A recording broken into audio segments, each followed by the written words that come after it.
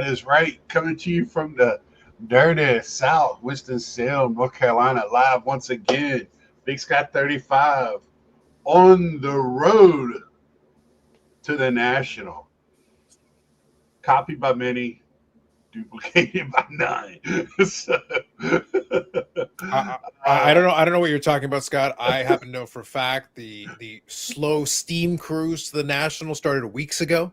yeah, It's it's an around the world thing, and the road isn't even paved yet, Scott. They're surveying the road so they can yeah, build the road and then get on the road. yeah. I find it, you know, it, I like anything else. I am sure they did not see my show to get that, or it's a routinely used Yeah, phrase. it's literally the most common phrase in the world. Yeah, I made fun of yeah. this in the live stream. But I was they like, get a I, kick I out. have Road to the Super Bowl DVDs going back 15 Yeah, years now. You don't have shit. right, right, Get out of here. right. And that's kind of like what I have, like the old Brent Musburger. When I say that, that's what's in my mind. It's like that type of thing. So we have Hodges. Thank you, Brian. Zach in the house. Yep, the doctor's in. We got Dr. Carlos and Mike O. Both. Mike had a very interesting video releasing today, and Carlos has been making some a little bit more talking head videos, as you call it, here recently. Had Victor on this week. Yep. Interesting segment there with him. But I just want to knock out one thing since I haven't been around in a couple weeks to talk about it. Is no, he's not the GOAT. He sent me a text message about that, at least in many minds. But he is probably the face of the community.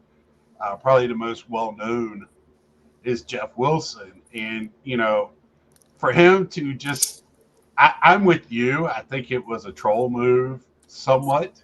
I think he knows what he's doing when it comes Yeah, to the original video, yes. Yeah. yeah, I think he knows very well how to do that part. Now, maybe not all of his sports knowledge is there, but when it comes to promoting, I think that's where he thrives. And, I have not watched the video, nor do I really care. But, from what I gathered and clips I've seen from everybody else's videos, I've said it for 2 years, and I've caught havoc for saying that I think he deserves to. If you're going to vote for somebody into sports card, YouTube, whatever Hall of Fame, I think he meets much of the criteria. I don't know what correct, other than he doesn't have a huge clique to vote for him. But we're not going to make fun of Cole Pot or whatever his name is.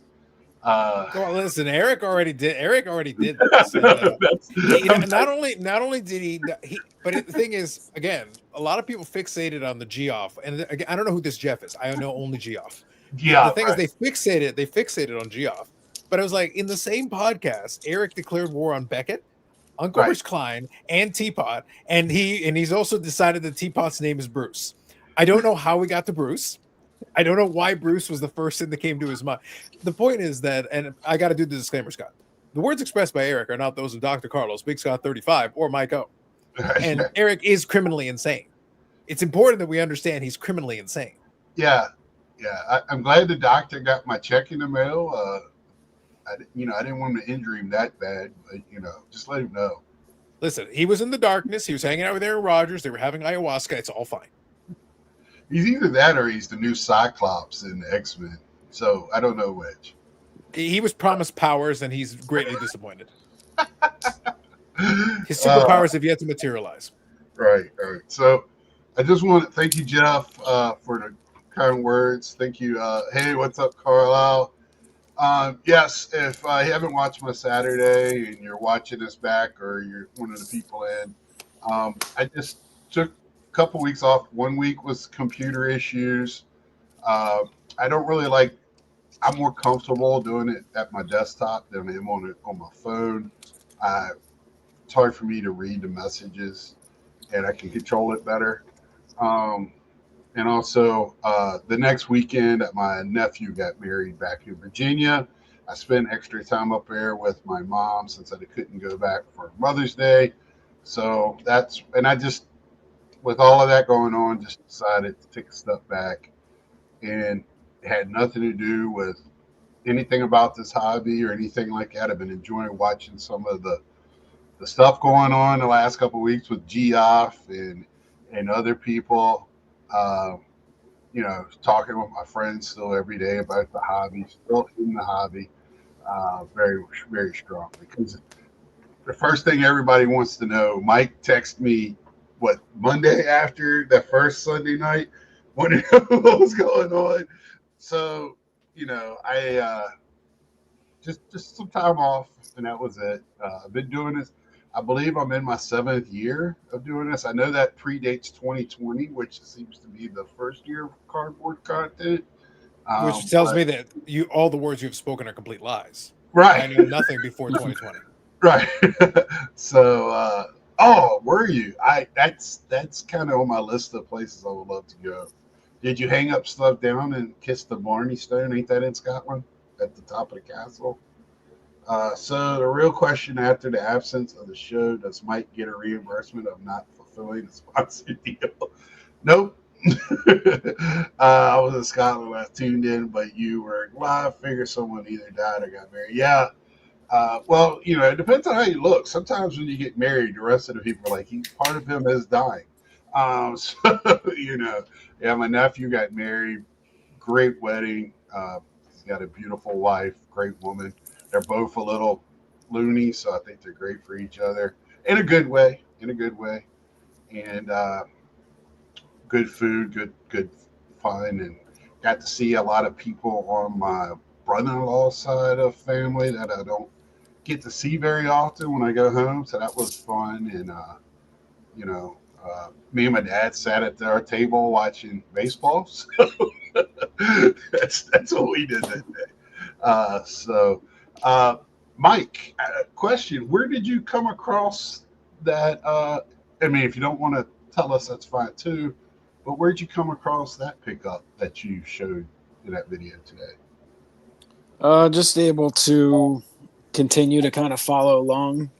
Some guys who have some auction stuff, Mhm. and every now and then, giant lots go together, and you're able to pick up the entire thing rather than them going to individual auctions and stuff. So Right. a lot of fun stuff. Yeah, I'm really. Took a lot of stuff that's like Right. I got a couple other binders I didn't show. They're just filled with pocket schedules and stuff, and not that they don't have any value, but very difficult to sell as Right. individuals. But a lot of neat stuff that I want for sure as well Well, mixed in. I'm sure if it's Philly stuff, Philly fans would want that, or certain depends on what who's on the cover too. And but I mean, I really love those old pictures. Me and you have talked about it before. I've really gotten into the older pictures and stuff like that. I really like that stuff. To me, if you were going to talk about harder to find, like you were saying in the video, that's probably because that stuff just doesn't hold up like cardboard does. So, especially if it's loose somewhere. So, congratulations on that find, and you know, hopefully you get to keep what you want to keep and don't have to sell it all to get your money back. That will be that's a majority keep group for sure. Okay, good. That's always, and like I said, while I was out, I did pick up some. I've been, I don't know about. I know Carlos. You very rarely buy. If you do buy, it's mostly seems like wrestling at the moment because you get your best. Looks like you're doing really good when you buy those boxes and flip what you want to get rid of and keep what you want to keep. Yeah, it helps it helps if you're buying below cost, which Right. tends to be like I've gotten a lot. Let's just say I've gotten probably 90% of my boxes below cost. Right. Hey, what's up, Joe? Joe, I need a text you. I keep forgetting it. Like to talk to you. But And Mike, you've been opening some blasters in football, it seems like, and things like that. Me and you've talked about it here recently, but I've been really having really good luck with retail. I don't know if Fanatics is changing up how they're doing stuff, but it almost because they got guaranteed color like in a lot of their retail stuff. And it's almost, especially in flagship or archives or something like it, you have almost the same chance of getting an autograph. And if you do get it, nobody really cares a lot of times who the autograph is anyway. So, I've really been enjoying retail at a cheaper cost. I got the collector's box from Target. Is Target got the collector's box, Mike? There's a few like the bigger one with the big card. I think Yeah. Target, Walmart both carry it. Costco, I think, has a different variation They on have it. because I picked up the flagship, what they're calling the flagship. It doesn't have the pin, and it has heritage instead of, and it actually has 3 silver packs in it of a different type of card than the one that you get from that. And I actually get color in one of those too. No big name, but just a fun rip. I think it was $50, 45. You got a lot of packs, and I don't know. I just feel like they flipped it up or something, trying to make their money off of retail, or has Well, any they've found a way to make sure they're selling plenty of the product. There's no doubt about that. right. Between the hobby retail, traditional stuff with like the blasters and all that stuff, and now of course all these different exclusives that they do where they put in the different color parallels and such. So I mean, Fanatics is doing some things to make sure they make some money. I would still rather see. I'd rather see a few more products come out early in the year rather than them continue to spread things out, because they're going to continue to dump products as the year goes on. I just prefer to get most of them out during the season. You always want a couple products out at the end of the year so you get your updated stuff, maybe your late prospects, but we don't need half the products coming out following the season. Right. Yeah.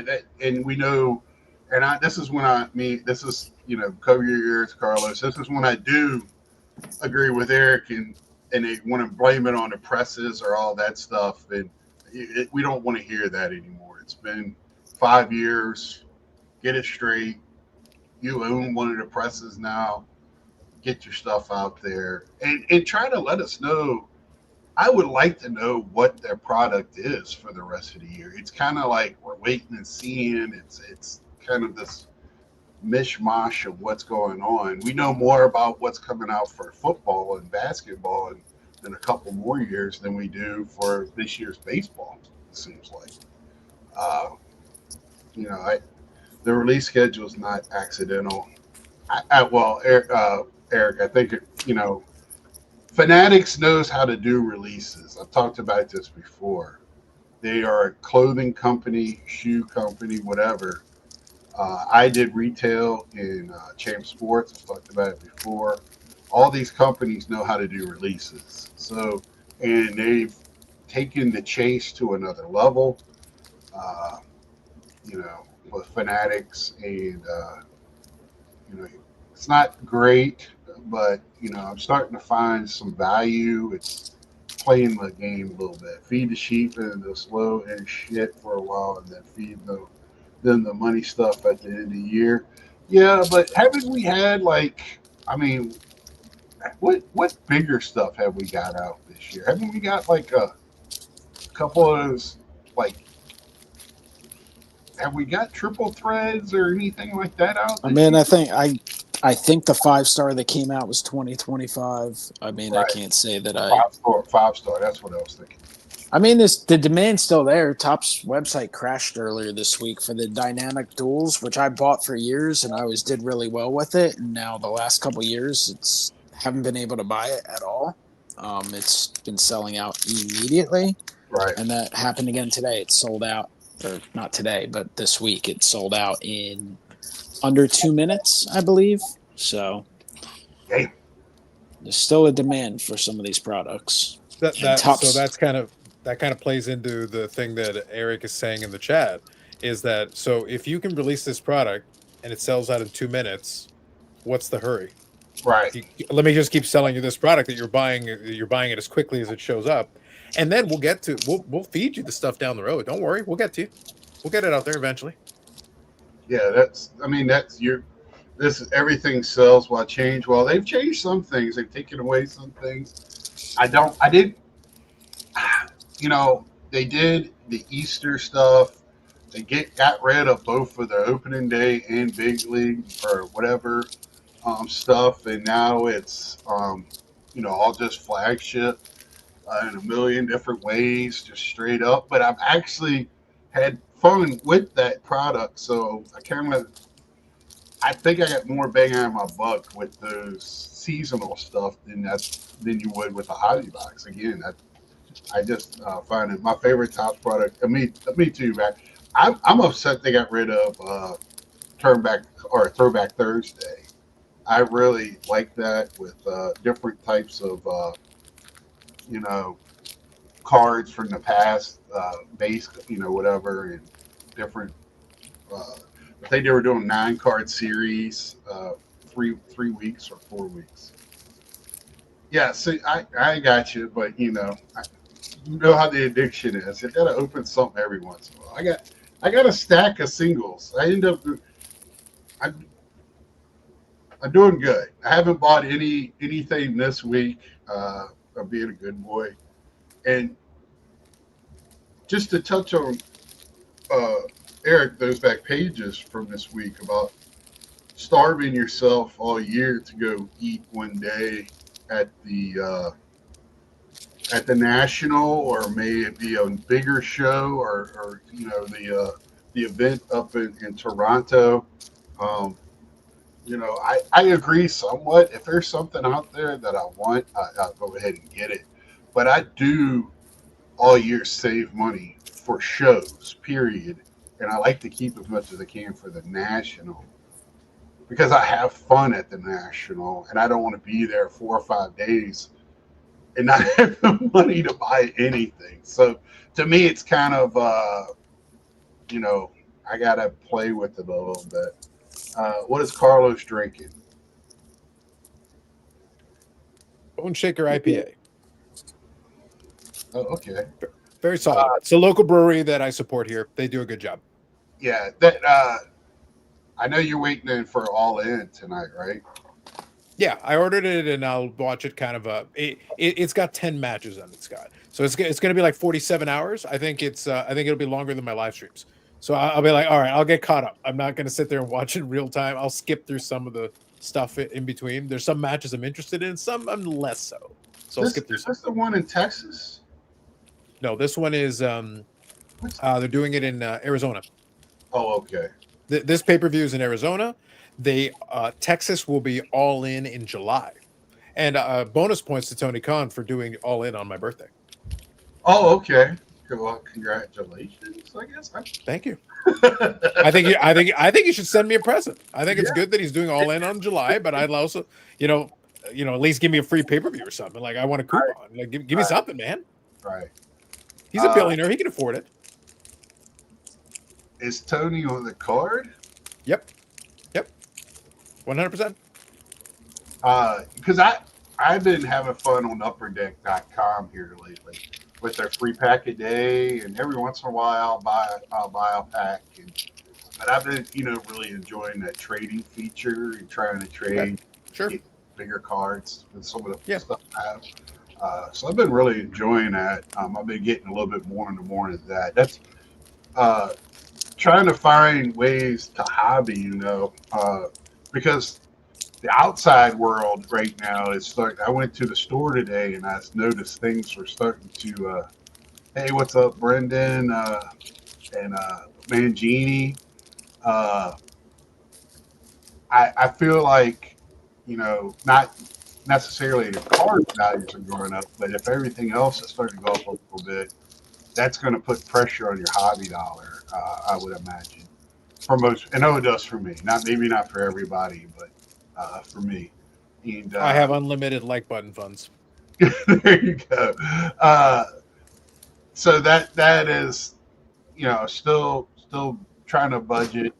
I do save money for shows. I'm going to a Geek Con here in a couple of weeks, which is more gaming stuff, and then I'm going to another gaming convention right before the national. I just like the fact they call it Geek Con. That's redundant. It's a con. The geeks are at all the cons. It doesn't matter. Pick a con. It's The called geeks are there. Con. It's in Raleigh. It's a lot of YouTube gaming people that do Sure. not the Get off my lawn gaming. He will be there, but the content creators, not the gamers themselves. Those goddamn YouTubers. What's wrong with those people? They actually, so YouTubers at those shows, which I'm kind of surprised. I mean, there's like Geoff has his, and Ryan sets up, but it's more to sell.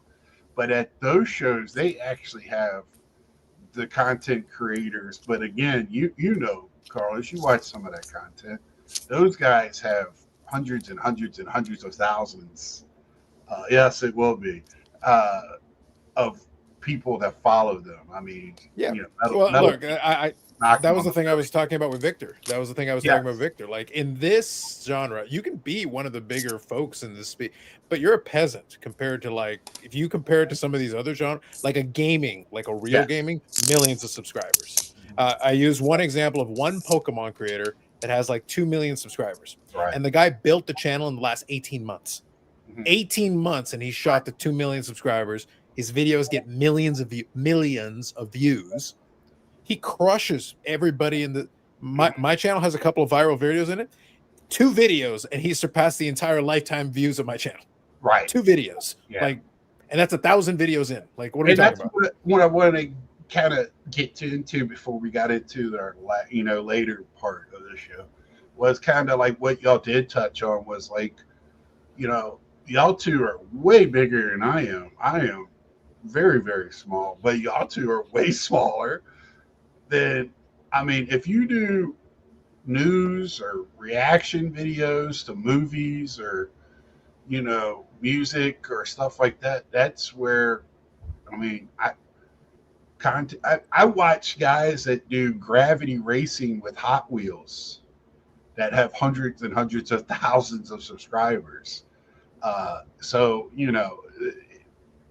it's pretty cool to watch that. But to think that we move the needle on this YouTube thing, and there's people out there that think that they are going to get somewhere with this.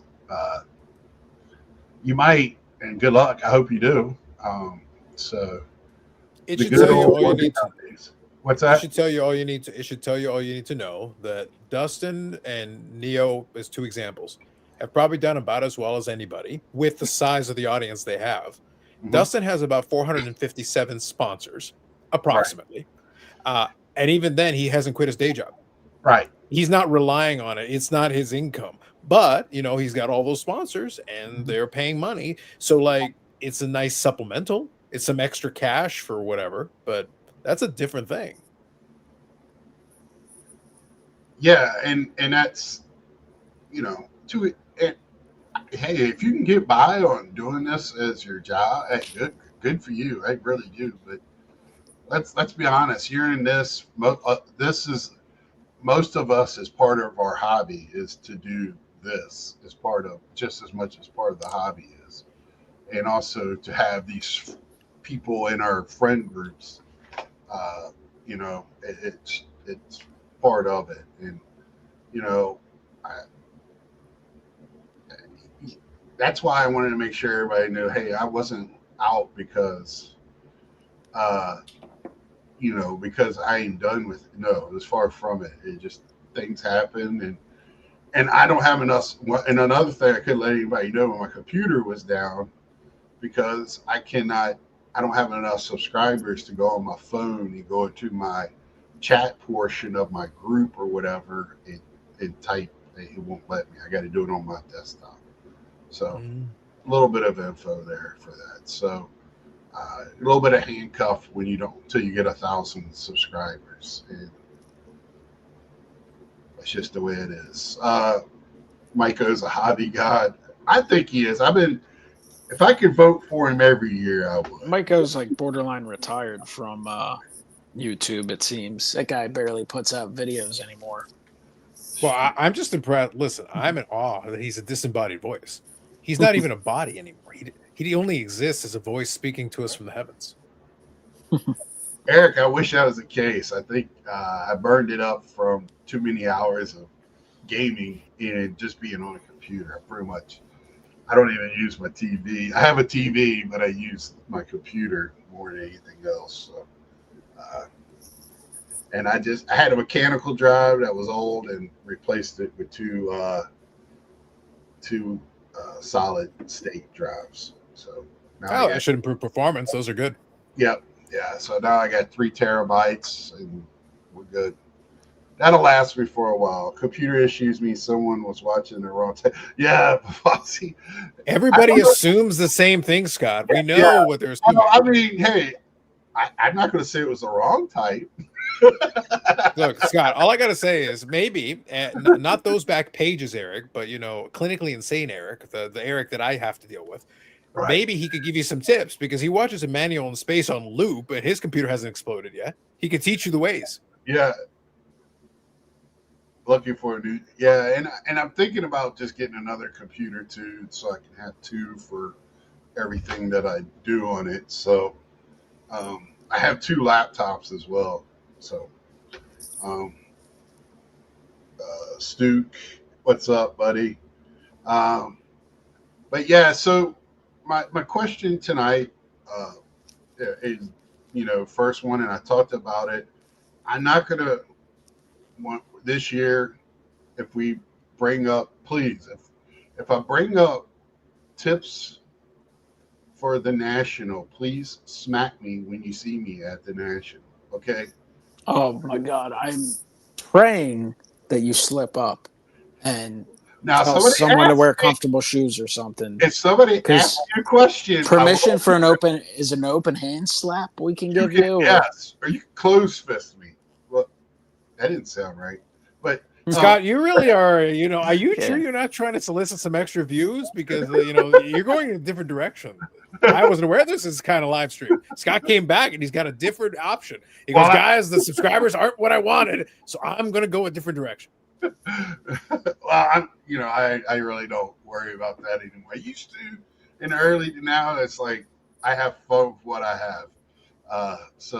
But anyway, I want to talk more this year about, are we having too many bigger shows? Is it taking the glam away from the National? Having the National at the same place 3 years in a row? All this stuff, is it getting too big for itself? Yes. Is it, does the other shows take away from this show? All that stuff. And having different people on. I know Carlos doesn't go to the National, but he does. I am permanently banned. Right. We have a mutual agreement. But he does go to shows, and he knows a little bit about the hobby. And he also, a couple of weeks off, I did make an appearance on his show one night. And we had some fun. I think that's right after that is when my computer crashed, now that I think about it. But anyway, what happens whenever you go on there? If you downloaded one of Eric's attachments, I cannot be held responsible. Again, not those back pages, Eric. The other one, the glass guys. Yeah. So, my question tonight is: the National still the show? And the National is still the show. The National is the biggest show. But I feel like, for me personally, and maybe it's just because I'm distracted because I am incredibly busy, and I heard a cash register, so somebody just made some money. Yeah, I got some eBay sales I'm assuming just went through. Oh, that was my phone. Oh, is that yours this time? Oh, okay. Sunday night. I was gonna say I heard something going off before on my own phone. Yeah. I don't know. I feel like even though we're a couple years removed from the last Chicago show, for me, knowing that it's going to be there the next 3 years, knowing the state of it, it's exciting how much the hobby gets talked about. But the reality is, and I know others have talked about it, like the Chicago National is no longer the old Chicago National. Exactly. There's first of all, Chicago hasn't been perfect the last couple shows, especially the last one. I know some people still were able to stay close. We weren't. Um, they've had parking issues, they've had AC issues, all those things, which you get over in the end. It's not something, at least for me, that I sit there and just completely dwell on. Um, but the fact that now you do have to stay further away, you have to incur additional travel costs, of course. Everything's getting a little more pricey and expensive, not just at the show, not just the cards, but um, getting to Chicago, getting to the show, all that stuff.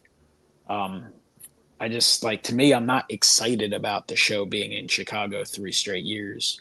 Right. If it were old Chicago, where you could go back and forth and had all those conveniences, maybe so. But I know there's been some news about upcoming national 4 years from now, Right. which is interesting that it's in two different places.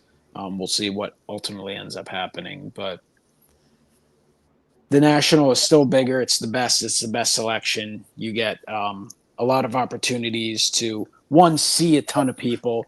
I mean, we get opportunities, at least for myself, to see people in Philadelphia at the Philly show because it's a big show. And I know there's other shows similar to that. The national is still going to be the one where you get the most interaction with people, and still the biggest selection for the pre-war type of stuff, even vintage, brand new stuff, all the companies. But I don't know. It's starting for me personally to lose a little bit of luster. And maybe, I'm sure it doesn't mean when the Nationals here that I'm not going to be fully invested, fully excited and stuff. But Well, I don't love it being in the same place 3 straight years. yeah, me neither. But I'm gonna go back to something that hit me. I can't remember. Was it the first night we took an Uber to the show from where we stayed at last year? Or 2 years ago? Because I remember the Uber driver was mad because all of his rides were 5 minutes, 10 minutes. And even though people are not staying across the street, they're only 5 or 10 minutes away by Uber. So I'm wondering, and remember, he said he was going home because he wasn't going to deal with that. What issues, like those type of things. And I don't know how many of those places are going to be shuttling or what. But, those are the type of things I'm waiting to hear about. Just like those back pages said, this year's going to be interesting. That's what I said yesterday. I'm waiting to see. As much as I hate Sunday coming because that means my vacation's over with and I can go back to work. But I'm interested to see what the outcome is this year. What is the bloom gone? Is because it being in Chicago is in a high traffic area. So a lot of people not necessarily traveling coming in, flying in across the country, you're still going to get, because the hobby's still so big, you're going to get a large crowd there no matter what. It doesn't matter how many shows there are, but it just sounds like a lot more people are choosing to not deal with the crowd, the heat, not being able to stay anywhere across the street. Like I said, I understand more and more what the doctor says over here. One of our friends is not going this year because something, family always comes first. And, it's not getting any cheaper to go to this thing. I was looking at flights the other day just to play with the idea of renting a car instead of, but I was like, I can drive for much cheaper than that. So, and enjoy it. and so Yeah, and I do. I mean, again, it's just a personal thing with the being able to drive thing. AC I love because it's close enough. I can go back and forth if I have to. I understand the town is shit. I get that, but when you're in the show is fantastic and it's fine. I like that aspect of it being in Atlantic City. I do wish they were able to have it in Philadelphia or New York or whatever. So What? Baltimore, You would something like like it in that. Philadelphia? Of course. Outrageous. Or Baltimore, any of those places, just so it's local enough for me. That's, the selfish aspect. But even Cleveland, at least Cleveland is drivable, more drivable for me than Chicago is. I would actually love to even drive to Chicago this year, but I think I'm going to be on a really tight schedule where I wouldn't be able to afford to spend that amount of time driving this year. But, that's just me. So. are you going to Fan Fest, Mike? What, Fanatics Fest? Yeah. I haven't even thought about it. I'd actually have to look at the dates. It's something that I remember last year. It was too close to the National. It's very expensive. I think the very expensive is a really big issue for that one. I could easily do a train trip in there, I guess. Or, it's drivable too. It tells you what Fanatics is trying. They moved it from after the National to a week ahead of the National. That to me kind of tells you where their head is at when it comes to they want to be taking that over, where they should. I think they should be trying to work with the National instead of that. It's just the expense. My problem with the expense is that I'm not necessarily interested in half the stuff that is what's incurring the expense. I'd be more interested in the card show itself. Like, I don't need to go see players. I'm not going to wait in line for autographs and stuff. I don't care about all the experiences and those things. Right. And that's the issue, though. That's the selling point. Like, Fanatics Fest is not a card show. Yeah. It's a festival that they put together with their IPs. Like, the WWE booth is this behemoth where you can go do a WWE style entrance and this whole thing. That's not going to be at the National. But for the audience that is interested in that, and then when WWE superstars show up and they do meet and greets and whatever, and you're going to get that there. You won't get that at the National. Yeah. They're offering two different experiences for two different audiences. Yeah, of course. I looked at the autograph listing at the National. It's the same people. There's a few new names, but I was a little upset with it. Really, with women's sports really big, with the wrestling bigger than what it usually is. They don't really have you can't tell me AEW stars and WWE. They've had WWE people there before. None of them are there, as of right now. You have huge independent wrestlers. You have, I think, they don't have very many NBA players coming in. The season's over with. It's kind of lackluster to me.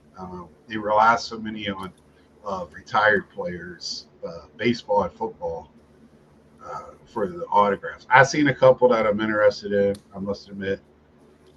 But, I was a little not really jazzed up with their list this year.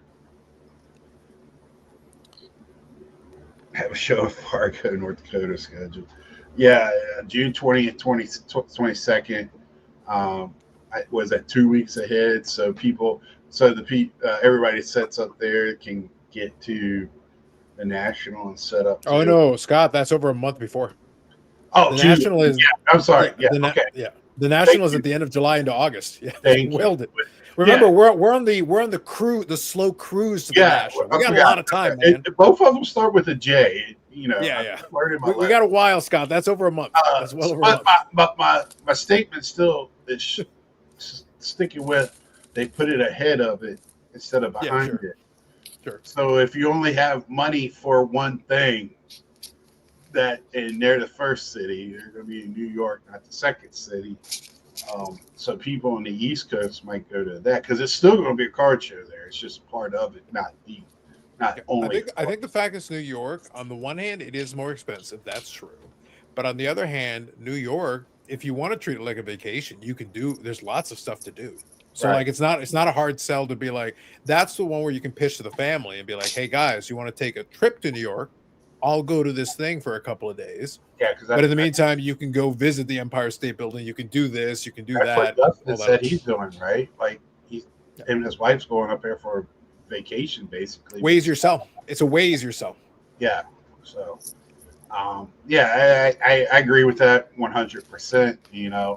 And I mean that's just another peel that's coming off the national, and I just think the national is being.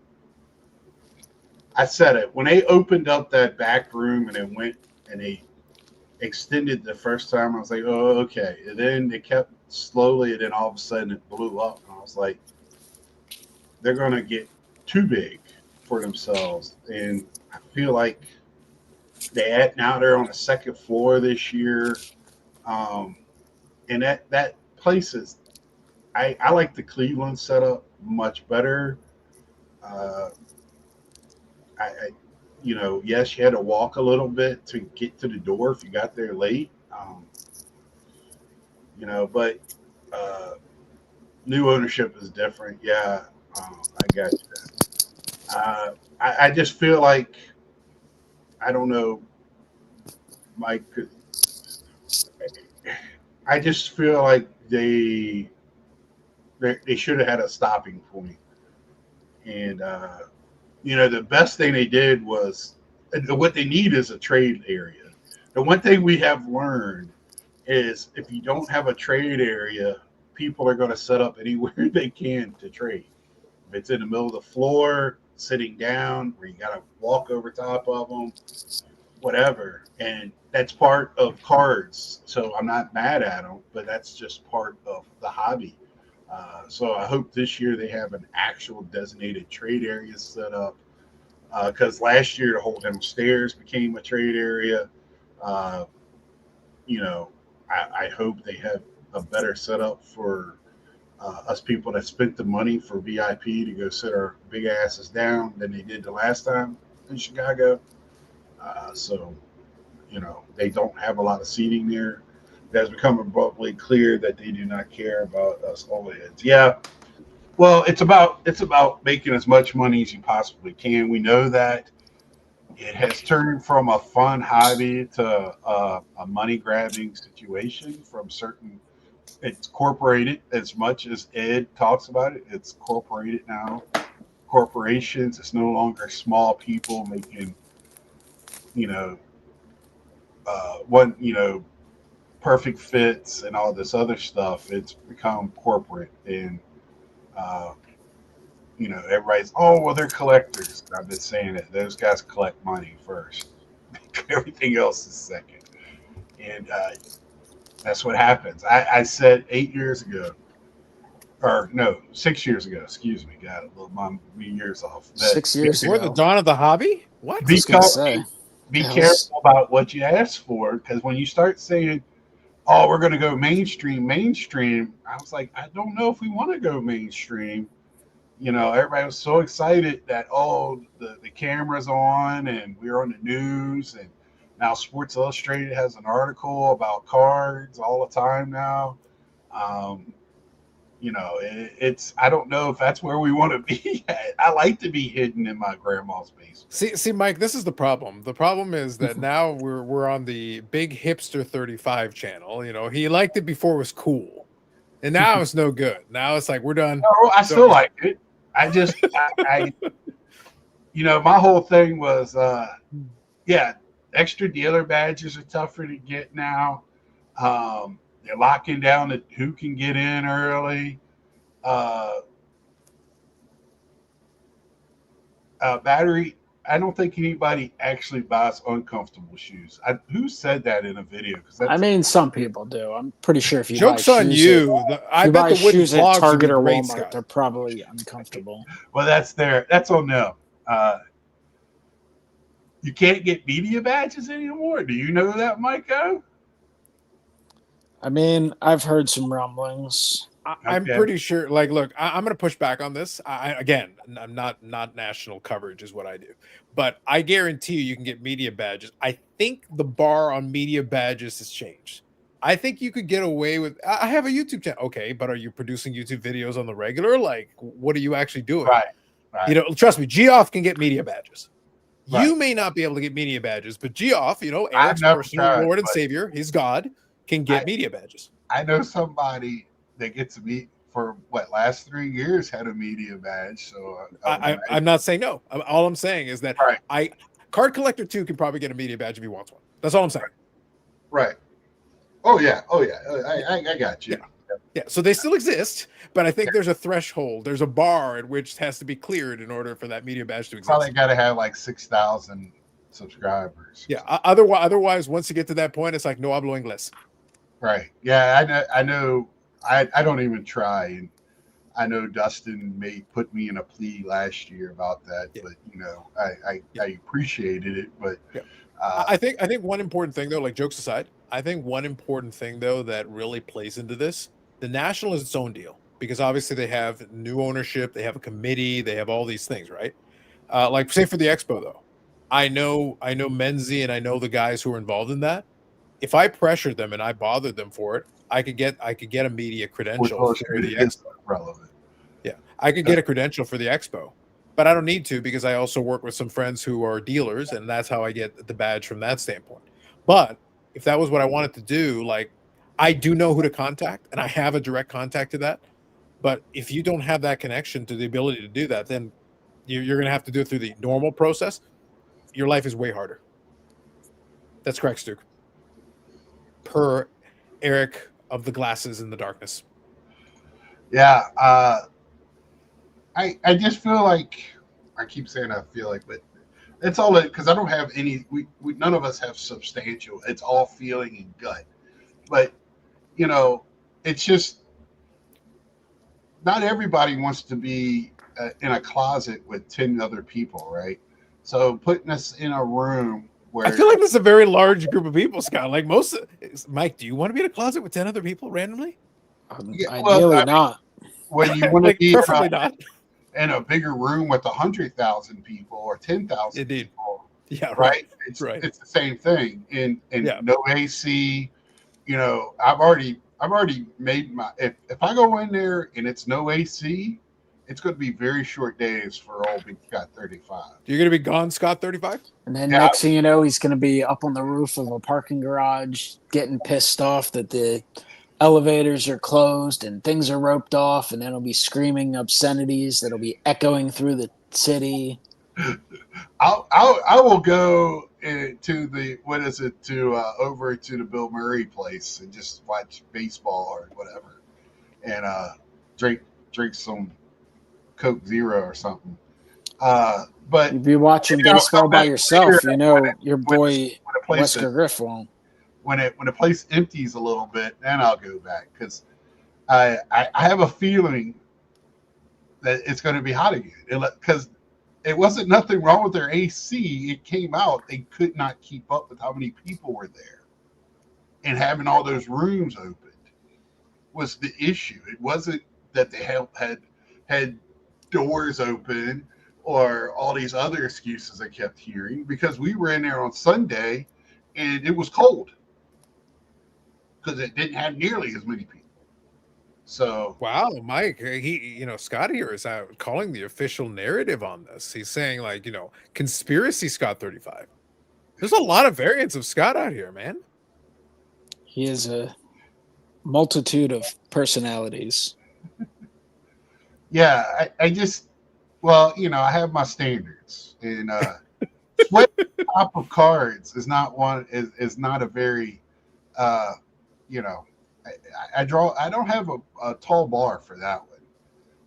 I will bring a chair and sit in the front and just talk to everybody. Yes, Josh, I am. We all are full of hot air. You're exactly right. But I mean, you get all those bodies in there. It just, it was bad at that last Chicago. It finally, Saturday evening when it started. That's why you got to be like Eric and then get the hell out of there. Get all your sweat, take your sweaty socks, your sweaty underwear, heave them in the trash can, and move on. That's right. Just keep moving on. That is just one thing, and I hope they have it figured out. I hope it's not as hot outside or it's not as humid. Good luck with that. Yeah, and It's definitely every year at the late National. July, early August. Like, Every year at the National, yeah. we'll be lucky if it's like 93. It's probably going to be Scott, 98 to 100.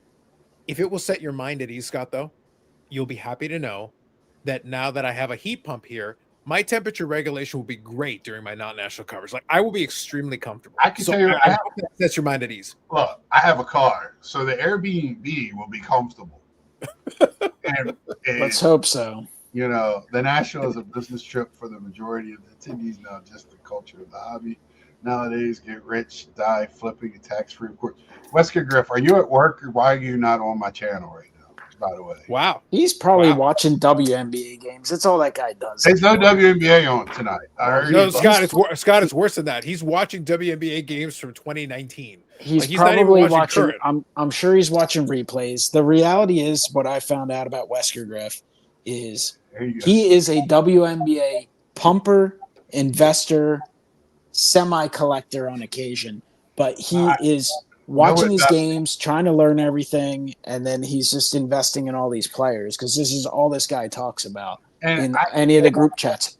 Hey, Ed, Ed doesn't even know baseball season's going on right now. I'm sorry, Ed. I watched the end of the game yesterday. I think she was not fouled. So I think it was she wanted to be fouled. She thought she was going to be fouled. But I think there was a lot of bullshit in that game yesterday. But anyway, back to more pressing news. So at the National this year, if it's hot, I'm saying it right now, and they don't have a place for me to go sit down, I don't know what I don't know what I'm going to do because I just don't want to walk around with a sweaty File ass. for a refund. So you want a refund? No, I don't have fun doing that. I want to have fun. I want to be there. I want to have fun. Last time in Chicago, I could barely walk. Have you considered investing your money? Yeah. Have you considered investing money into like a suit like Mr. Freeze? You could personally have like a spacesuit like Mr. Freeze and be like, "You peasants are sweating. I'm perfectly cool right now." Right. This is great. Yeah. I wasn't talking about Bonner, but yeah, Bonner was fouled. I've really they had some issues at all these people that, you know, even those back pages said, if I can't stay across the street, I might as well stay at Cleveland. My brother Ed has been saying that since the last time we went, because not everybody has to stay across the street. And I can tell you one thing about Cleveland: when you went to eat, the good thing about it was you were far enough away, and everybody was separated enough that not every eating establishment was packed. So it was a lot easier to get food. It was just more relaxing, and you still got to be with your friends wherever you wanted to. You know, and I think we can still do that this year. I think that's going to be a plus. I think this year at the Chicago, you're going to find that the further you get away from the tourist trap that is the convention center, you're going to have a little bit, your money's going to go a little bit farther when you're eating or doing anything else. What sucks is getting back and forth for it. I stole that from Eddie. Okay. Can't believe NBA playoffs are going and y'all watch WNBA regular season. Zach, it's a better brand. Well, I mean, like, jokes aside, though, like, I'm not even a basketball guy, but just so we're clear, outside of the Knicks, does anyone actually care about the other three teams? I don't even know who's in it. I can't even City, Minnesota, I can't name one player. Pacers. Yeah. So no. Who's the top player on each team? Because I literally have no clue. I found out from my chat, by the way, thank you to my chat, and some of the folks obviously here, correspond. They told me that Shai Gilgeous-Alexander actually won the NBA MVP. He's Canadian. Who? I was like, I did not know this. I'd say good to know. I did not know this, but I learned this from my chat. Well, that's Otherwise like I wouldn't know. Victor today had something about somebody getting hurt. I didn't even know the name. I had to look it up, and I saw he was an NBA player. Yeah. And I was I like, never pretend. I've never pretended that basketball is my game, so I'm not going to pretend now. And Right. that it's like to me, like whatever. But I am pleased to hear that a Canadian won the NBA MVP, so that's cool. Right. But that's about all I know. Like that's it. That's all I got. I just That and LeBron. That's all at I this got. point, I know Kevin Garnett is no longer on the Minnesota Timberwolves. I'm pretty sure Kevin Durant no longer plays for the Thunder, but I could be wrong about that. Like, I don't know a single player on either team. I don't know shit about basketball. I can't name a Pacer either, by the way, because Reggie Miller I know was like 25 years ago. Carlos, does Bettman let CMD win the cup? Connor McDavid. So Eric, my hope is no, because I'm a Dallas Stars fan, so fuck him. I'm not one of those people like, listen, let me make this clear. I'm going to be very abundantly clear. So two things. Number one, I'm a Dallas fan, so fuck Edmonton. And number two, Edmonton's part of Alberta, and Alberta's not even part of Canada anyway. So they don't even count. So regardless, it's going to be a foreign country versus the U.S. if Edmonton's involved. So I would much rather Dallas be involved. So you're saying it's okay if we take Alberta as our 51st state? Alberta is already your 51st state. You just haven't accepted them yet. They volunteered as tribute, and you just and a lot of us are like, take them. We don't want them. Take them. Oh shit!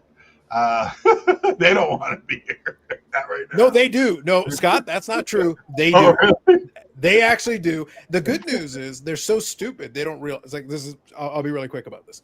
The good news is the funny thing is they don't actually realize the land that they occupy is all based on indigenous people's treaties. So basically, we could be like, okay, fine, you guys can be independent. Cool. So all the oil belongs to us. Fuck off. You can be independent, but you get nothing. Just so you know, you get nothing. Be American. Enjoy. Durant plays for Phoenix, Jeff said. So there you have it. I have not. I watched. He's been traded multiple times. He's been traded multiple. And I just, I just don't get into it. Halliburton is the Indy star. Yeah, Brunson and two other Nova national champion players are on the Knicks. What's happening to the Stars, Carlos? We had baseball. The best part is this baseball collector asking this. All right, yeah. I will answer this question, Mike. So in this past game, they actually did get shots off. One of the things I want to see them do is to get shots in volume. They did do that. The problem is they're not getting quality shots. And even the game was actually still close. It was actually 2-1. And then McDavid scored right at the end of the period because they stopped skating. The problem is you have to keep going. Edmonton is too talented. You can't stop. You have to keep attacking and you have to be physical. If it was me sitting behind the bench, I would be like, McDavid wants to fly around. Cool. Drive an elbow into his skull. At this point, you literally have to be like, you got to slow the guy down. So how do you do it? Hurt the man. Not that Scott, as a man of peace, not that I would advocate for violence, but violence. Violence, Scott. Fucking violence to the face. That's what you need to do. You see what Ed's asking for? Live stream and watch along baseball collector Carlos and Democrat discussing Stars hockey. That would be funny, actually. And ironically, you've got Steve, based out of Texas, and Mike here, going with the Stars for Texas. Yeah, look, we can do it. Listen, man, I'll talk Stars all the way going back to the 90s. I got you, man. But yeah, no, I think they did good in certain categories, but the problem is Edmonton's too talented. You let them fly around and do what they're going to do, they're going to score their goals. So in other words, you got two choices. You have to be consistently on their end pelting Skinner with shots to let some of them go in, number one. And number two, if they're getting too much ice time, you're going to have to. Jamie Benn's a goon anyway. I love the dude. He's one of my PCs. But embrace your inner goonery. Shove a stick off Connor McDavid's ass. Just do it. Just do it. He shouldn't be able to walk out of that arena under his own power. Just do it. Do what must be done. Yeah, I haven't been watching after the Caps got just annihilated by the Hurricanes. I just haven't watched much. The good news is it's only 3 games in, so right now it's 2-1 for Edmonton. So there is an opportunity. There is still an opportunity to make a correction. You can correct your mistakes, but you're going to have to do it. Confident auditor, yes. The reality is, if you go back and look at the goal, remember Edmonton is a very talented team with very gifted offensive players. They're going to be able to put up quality shot. They're not just putting up shots; they're putting up quality shots. Goal scorers can score on quality shots. You give them those openings, they will score. Some of them were like tips, and there were some really legitimately good shots. And Connor McDavid is excellent. Three guys had 2 goals each. Like it's remember, they're very talented players. These are not scrubs you're playing against. You have to respect that and be like, and Draisaitl is also a very talented offensive player. So it's like, they're really good. Trust me. Yeah, that I mean, there's just good teams out there and in every sport it seems like. And then when you get to the playoffs, it's a whole different ball game. The show got quiet when hockey started. No, it's I think Stuke's doing a show in Texas. I think you're doing the Rich Klein show, right, Stuke? I think you're doing the Rich Klein show. You know, one of the people that Eric is again, not those back pages, Eric, the other one, the insane one. He's one of the people that Eric has declared war on. Yeah, what is that all about? Eric's got a lot of it. He's had a lot of concussions, Scott. I don't know if you know this. He's had a lot of concussions. He likes to use that as an excuse, though. He's using it as a bit of a crutch. I was waiting for Victor to say something, going after all of his friends like that. I think Victor at this point also accepts that Eric is criminally insane. I think at this point, we all just kind of enjoy it. We enjoy watching him like spin like a top and be like, what's this crazy guy going to say this time? Right. I don't know. Right.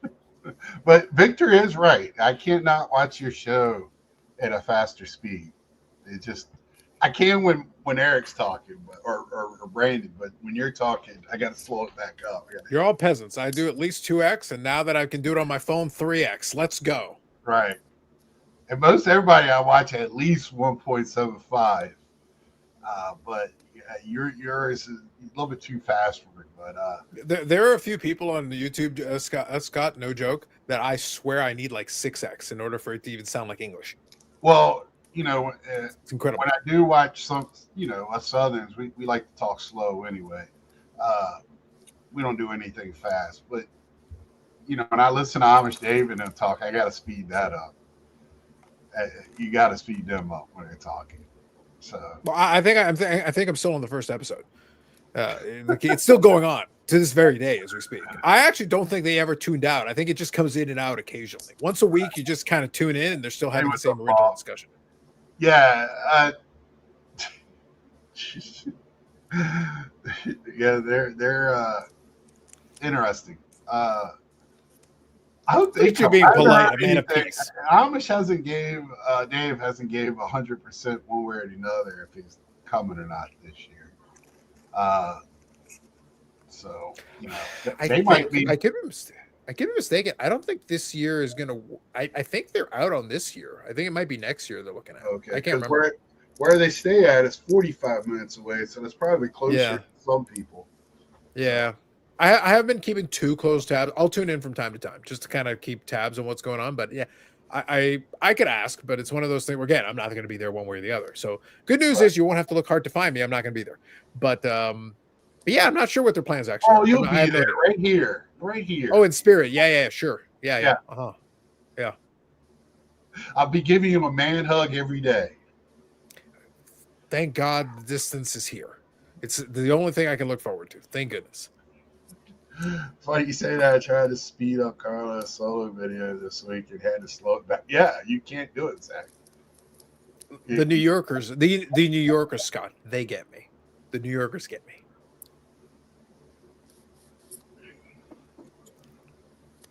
Okay. Makes sense. Yeah, I think Jeff's confirming here. The IRP guy's not going. Yeah, I thought so. That was my impression. That was what I believed. Yeah, I couldn't. I know last time I asked Dave, he said he didn't know that. That was a while back. I think it's too difficult. I think they've genuinely. I think they've got, without going into another live stream entirely that has nothing to do with this one. I think they've got too much stuff going on. I think that's really what it comes down to. They've got too much stuff going on between all of them that organizing that would be impossible. They're all. I know. Dave's daughter's always playing something. Now she's softball or basketball. Yeah. So. I think you got to get your ducks in a row. If you have kids, you got family and all that. Like, so look, we talk about the national thing. Let's touch on this since we're talking about it. Like, look, I always joke about it, but like at the end of the day, it doesn't work for me. It has never worked for me.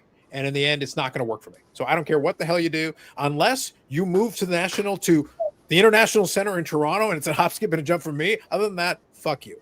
So Right. like, you do whatever you want, put in any location you want. I don't care. I'm not going to go. But if you are going to go, then you have to think about location in terms of people getting there, location in terms of people being able to actually, visit it, what's going on around it. If they've got family obligations, can they schedule around? Certain destinations are better because you can at least bring the family and maybe the family can do something. That's why I say the Fanatics Fest thing, that has nothing to do with it. You've got to do a whole different thing. Carlisle's right. So Ed, me and Ed got tickets for Tuesday night White Sox Phillies game. $36. I think we're in row 9, so that tells you how bad the White Sox are. Right on the third base side, not too far. I think one section down from the dugout. Now, Scott, put on Mike's next comment because it's accurate, and just leave it on the screen for like an hour. No, next one. Yeah, just leave it there. Just stop. Leave it there. So, and then Friday night is WNBA Chicago against Golden State Valkyrie. No, Scott. Friday night is the Because I'm Carlos live stream, 8 p.m. Eastern Standard Time. Well, we can go watch the game and be back for your. I think at this point I might have to preempt the game. I will demand that they put it on the big screen so that everyone can just watch that, and that's what they should be doing right now. Well, surprisingly enough, the upper deck is $65, and that's the cheapest ticket. So I don't know if we're going to go to that or not, but it's still there. Floor like down was like thousands for that game. I was like, holy crap! Like, why? I don't get it. I think the White Sox should pay their fans to go watch. Yeah, but here's the funny thing. So I bought the tickets that day, and I know this is it's going to be a lot of people at that game because I bought tickets for that game. It's White Sox Phillies, and I was the 12th person to buy tickets that day, and we're 2 months away from the game. So I'm like, yeah, there's going to be quite a few people at this game because of the National. I don't think the Cubs are in town at the same time.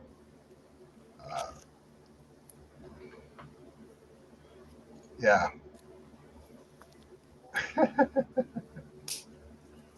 It's going to be carrying Jim sock full of ball bearings to keep the peace. I hope he's not playing on Scott to be helping him. I think there's a 50-50 chance Ed ends up being currency somewhere. Like if he goes to the wrong part of town, we won't hear from Ed again anymore. Well, hopefully we're not going to be amongst it anymore.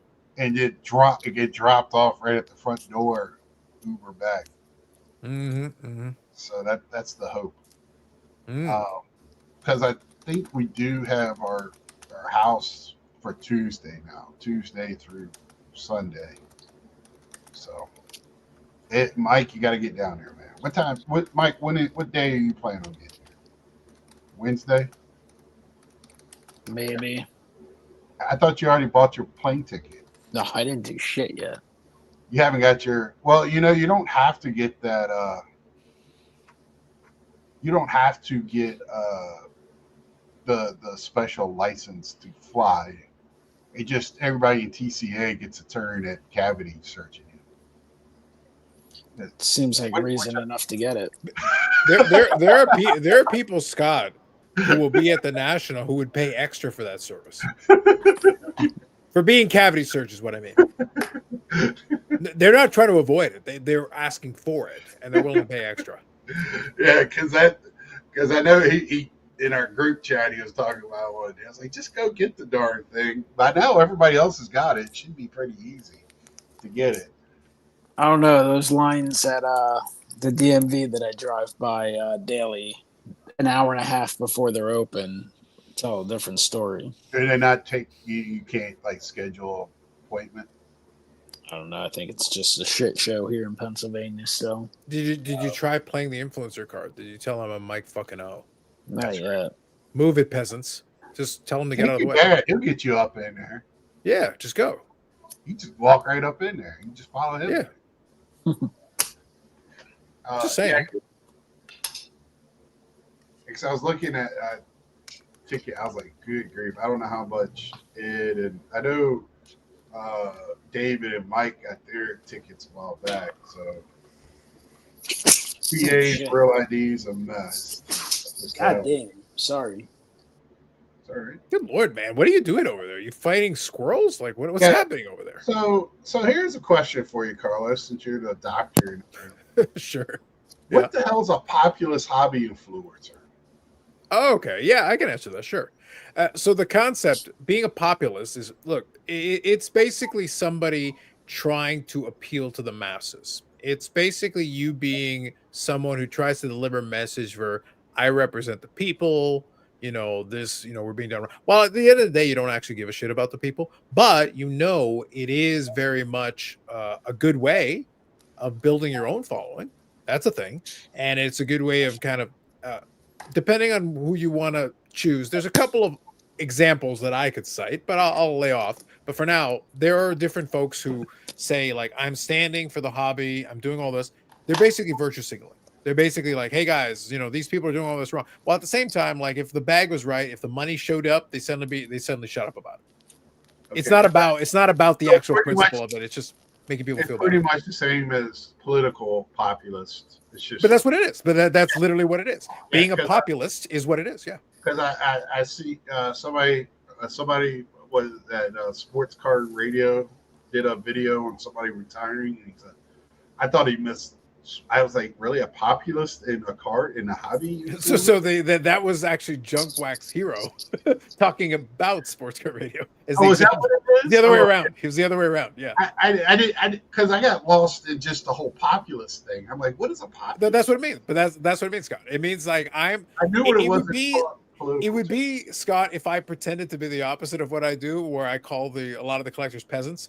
It would be like, no, I am like you people. I am here fighting your struggle the same way as you are. We're going to complain. Topps is screwing us over. Fanatics is screwing us over. PSA is screwing us over. Rawr. And then I pretended I cared about that. That would make me a populist. Yeah. Yeah, well, yeah, that's okay. I understand that, but I was just like... Yeah, that's it. That's all it means. Like, yeah, I didn't quite... Why bring that into our hobby, though? But Scott, that's always been in the hobby. Like that didn't just show up recently. Yeah, the concept of it has always been there. The concept, I understand, but the term seems like the term is just defining it, Scott. It's just telling you what it is. Gaslighting is what it's doing. No, that populist is the definition. All you're doing is defining what already exists. It's there. Right. You want to call it something else, call it whatever you want, but it is a populist. It's literally following the script of being a populist. That's it. That's all it is. It's just following the script. That's why I say, like, so the example they used, the other example was the Boston Card Hunter. That was the other one. So he has two personas. He's got a YouTube persona and he's got an Instagram persona. So that's the example he used. Yeah. Okay. So Ed is a populist. He's basically a poser pretending to be for the people while at the same time eating caviar and $500 steaks. Right. So he is a populist. He's lying to all of you. He doesn't want you to get amongst it, y'all. He's saying, fuck y'all. That's what he's saying. I know that's not true. I got to take it from my buddy. Oh, that's 100% true. Could not be more true. There is no one less connected to the common man than Ed Weskergriff. No one. So, yeah, that one caught me off guard because I want my hobby to everything's got drama, so you can't say drama free or whatever. I was gonna say, like, good luck with that. Yeah, my human nature. Why don't you?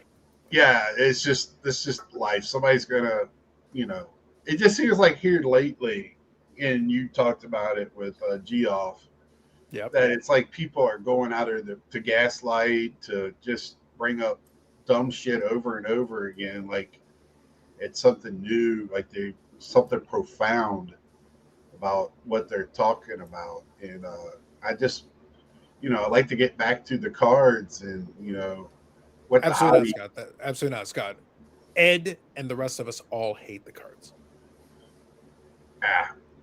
I know Ed Hobby does. Goat, Mike O already told me this. He told me that Ed hates the cards, and you know what? I agree with him. Mike O is a deity in this hobby. He's a god. Ed goes to the national. It used to be Ed goes to the national for the food, and now he goes to the national for the opportunity to see WNBA games, invest in WNBA cards, I want to and then I'm we'll right take there with advantage of the opportunity that he'll be close to Big Me Chicken. and him walked around the Philly Cards- show buying Cards up is all those maybe WNBA Cards is maybe like number 6 on his list. Mm. Yeah. I This is the bought kind of insight, Scott. This is the kind of insight people get on the Big Scott 35 live stream XL edition. I'm into it. I'm excited right now. I'm pumped. Right now, I'm pumped.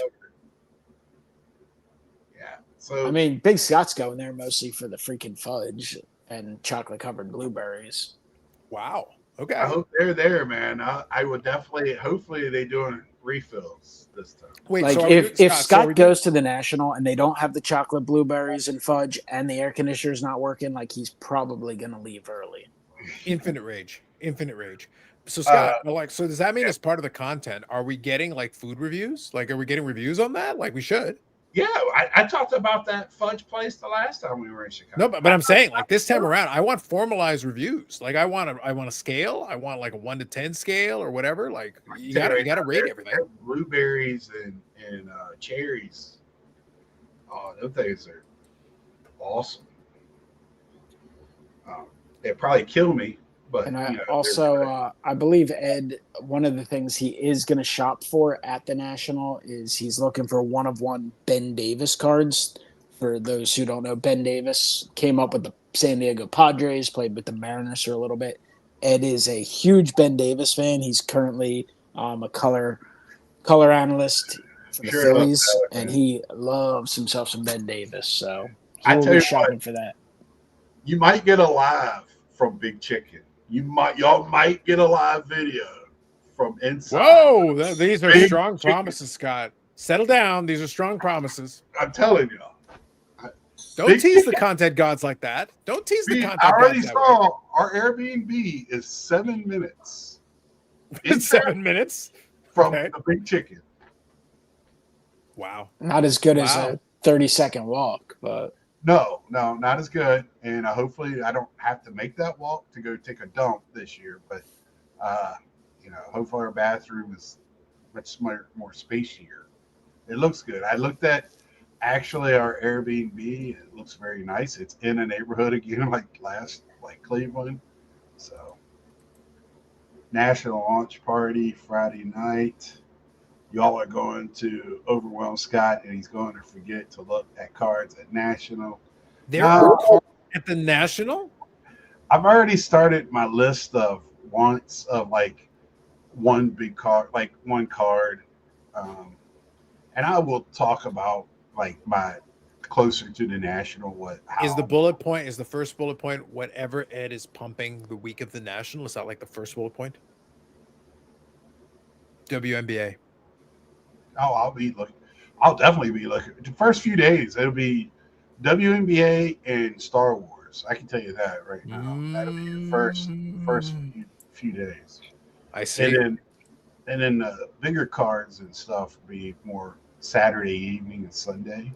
That's okay. 'cause I get it. I am not one.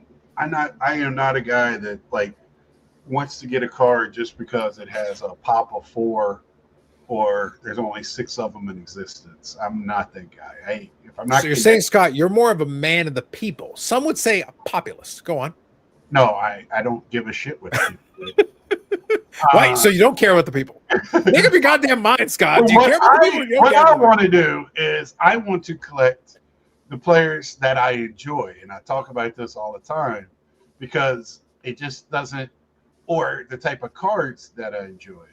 So to me, it doesn't make sense just because it's only 6 of them in existence that we're going to have a dick measuring contest because I got one of them, and it just seems like that's kind of the way that our of our the concept of our community has kind of hit it that way here in the last few years. Since 2020, it's kind of like, I mean, it's literally a show for that we're going to compare who's got the better cards. I'm not against it because I still enjoy like looking at it. Cards, not dicks, but Wow. This has been a really weird episode. Wow. Mike, I got to be honest. This is what happens when we get the Big Scott 35 XL episode. Mike, don't fight it. We're all kind of liking where this is going. Please continue, Scott, as you were saying. Go on. Do I need to put my sunglasses on while I'm doing it? You might need to. This is your only shot. Like, you might have to go with the clauses. Like, maybe you got into the ayahuasca that Eric was on the other. Again, the other. But, that's how I don't have any problem with people that do that, or hey, I want to have a collection of stuff that other people don't for the sake of having it. Hey, you do whatever you want to do. I'm just not that guy, so that's why I can wait till Sunday to buy most of my stuff and try to get a better price, because there might be 50 of them still there for cards I want. So there's not a shortage. There's a bunch of Scott. There's a bunch of good comments, and there's a lot of jokes that. Okay, let's see. So you got to go to them. Go to them. All right. We already did that one. I don't know. I am smiley face. Keep going. It's okay. For the few, not the many. Good old populace.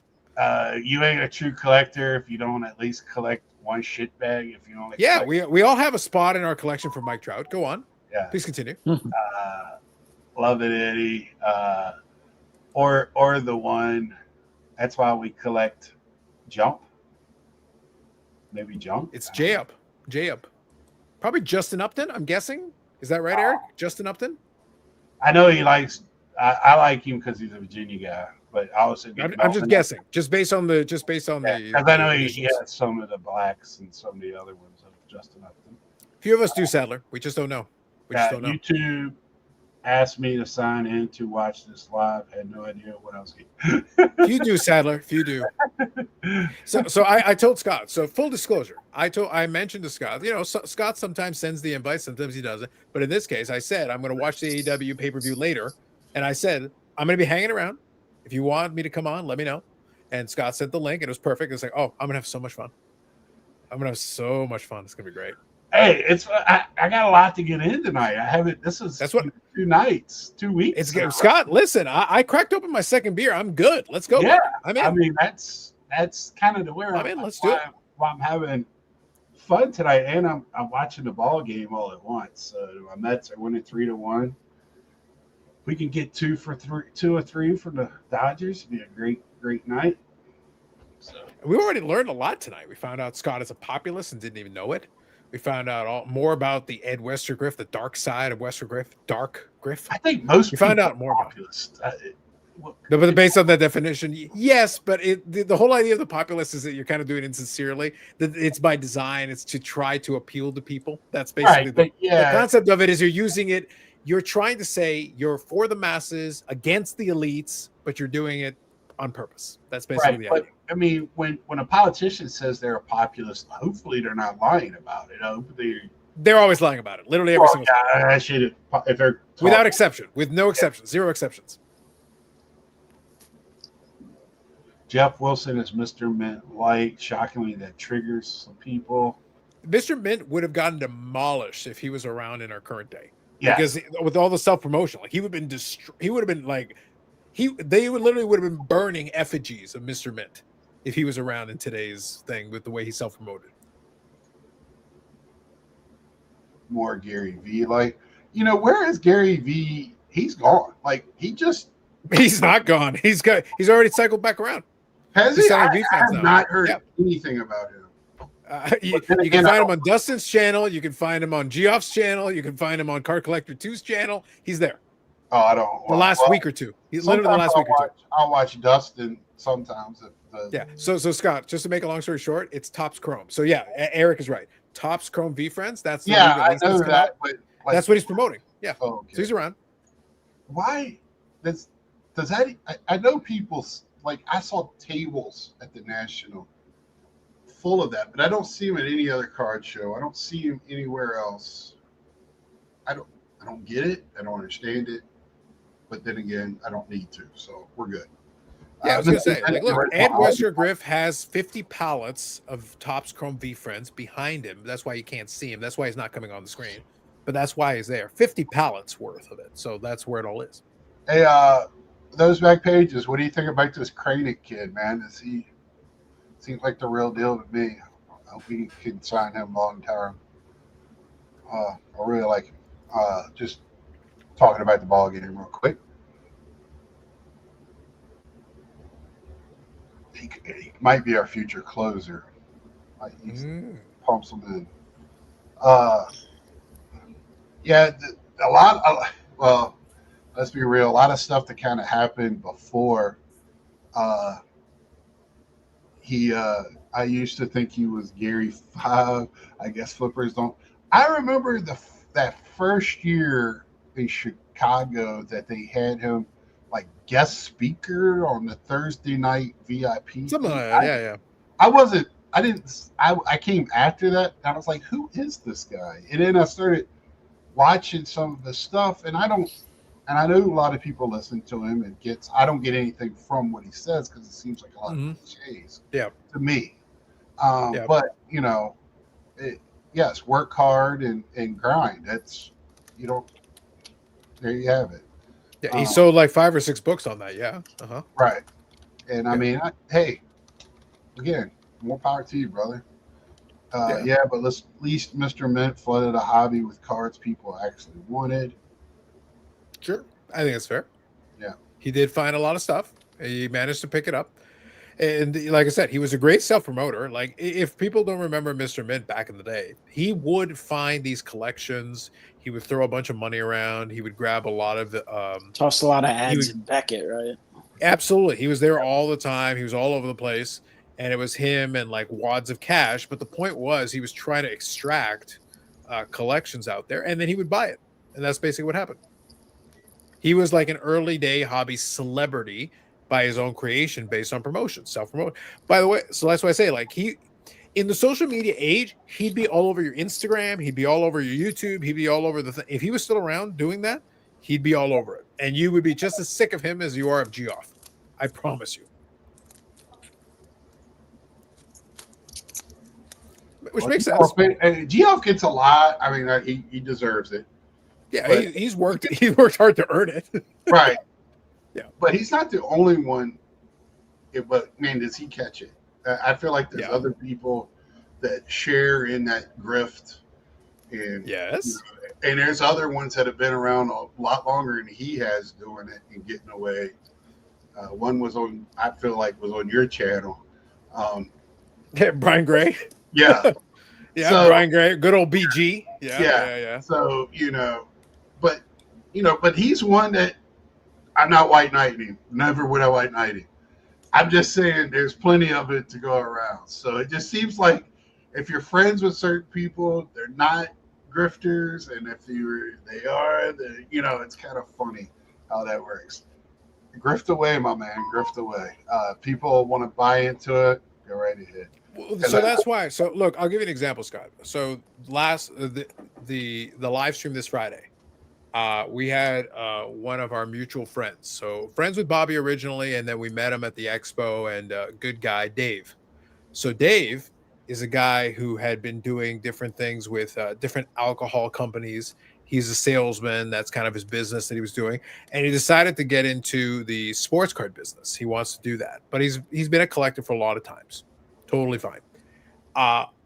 He decided, and this is a guy who's not a technology guy. He decided he wanted to get into it, and he was going to get into it starting with Whatnot.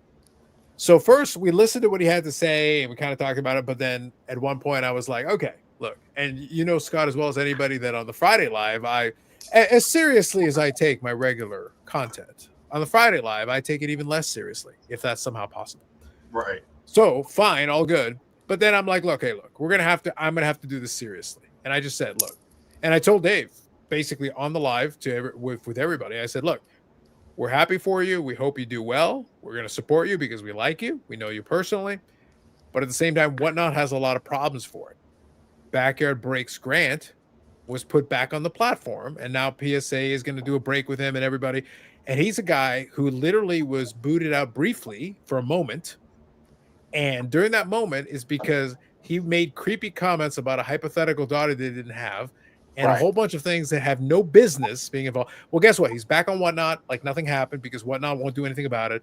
PSA is having him do a break, so now they're getting flack for that. And all these, the hobby doesn't learn, the hobby doesn't adapt, the hobby doesn't change. The businesses will do whatever they're going to do as long as there's money being involved. So I said to Dave, just bear this in mind, because a platform that will be okay with this, it hurts the rest of you because you're all hurt by association. You're on a platform that will allow these grifters to hang in, do something bad, and then come back later no matter what. Yeah. It's okay. Don't worry about it. That Backyard Breaks should have been gone before that. And they're still there. I agree. But the point is that the fact is they make too much money for Whatnot and they don't care. And the fraternity bros that are the young 20-somethings that are in this and older teenagers love that. Are you trying to suggest, Scott, that we are not the youths? How dare you? Yeah, I haven't. I am mentally, but I would have never. How can he suggest that we are not the youths? What the hell? I would have never ever I would never ever thought those guys were cool in my lifetime. I can tell you that right now. I don't know how they get over, but it's that frat boy mentality. So that's how. But the bottom line, though, as a business, Whatnot has made a choice by allowing it to go out, and then these other businesses are making the same call. That's fine. Like, you do what you want to do, but that's what I said in terms of pointing out to Dave. I said, hey, man, we hope you do well, but at the same time, you got to be aware of this. That's the deal with this one.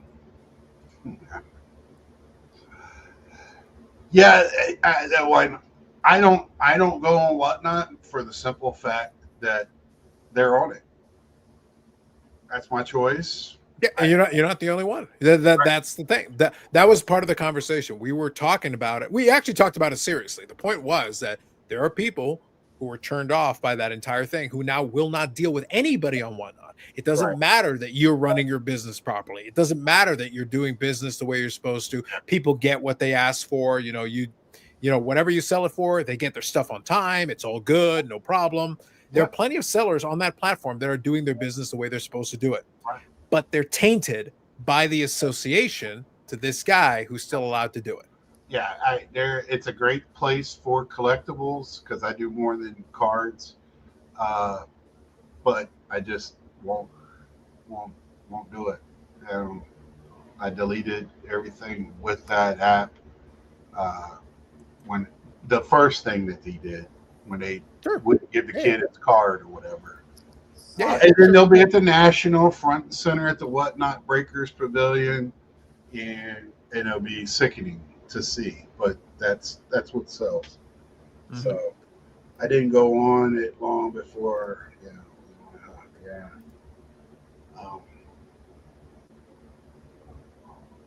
so that's that you're right. It tainted. I didn't get to watch long Friday night because I was at work and I wasn't getting great reception there at work because I heard him saying he was going to be on Whatnot, and I knew it wouldn't be for long before y'all started asking about that. So, well, yeah, look, we would be doing a bad job.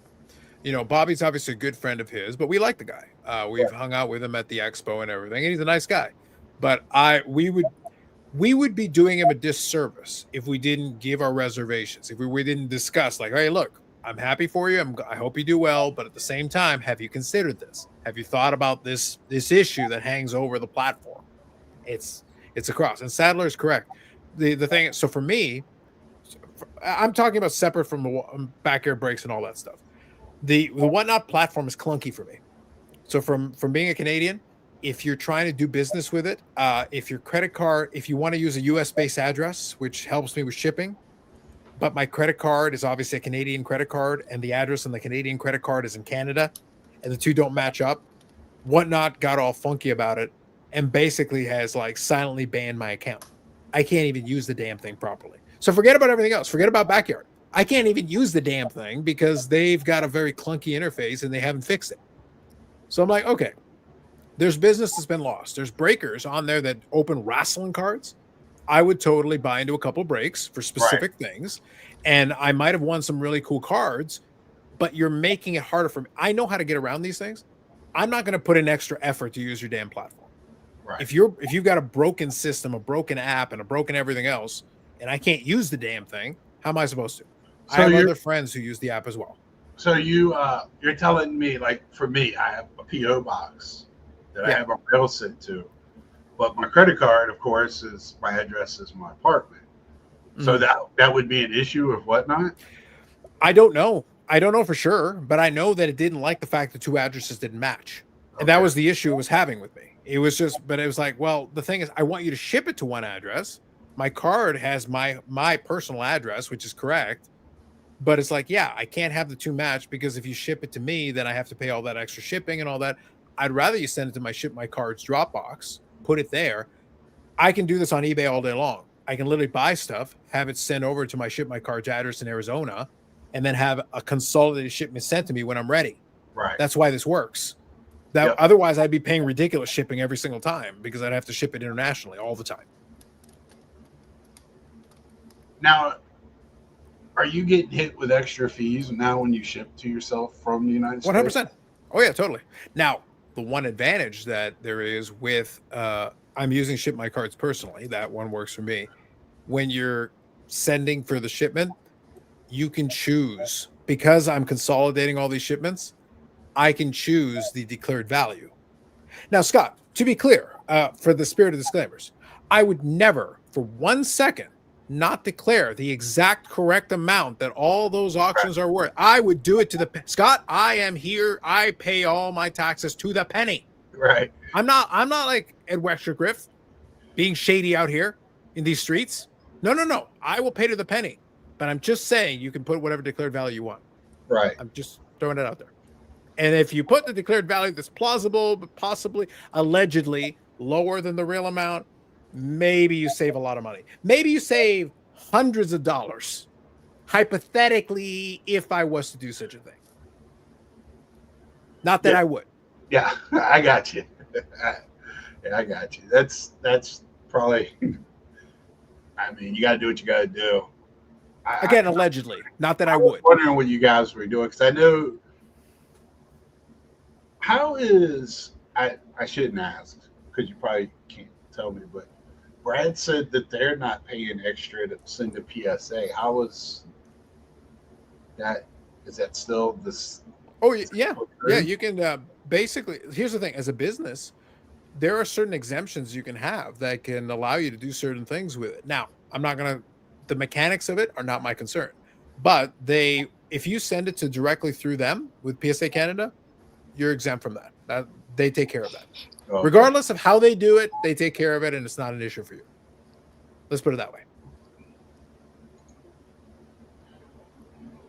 Yeah, that was kind of. I heard you talking about that one night because.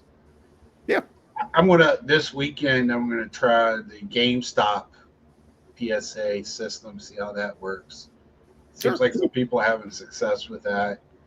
Being a GameStop Pro, it's one of the cheaper routes for it. So I want to check them out and see how that works. So it really cuts out on a lot of shipping. You take it to them, you just hand it to them at the store, and that's it. And then it's a flat, each card is a flat fee. It's not like any extra shipping. So it's a pretty good. A lot of people have taken advantage of it. So based on what I've heard, there's a lot of cards they've already sent through that.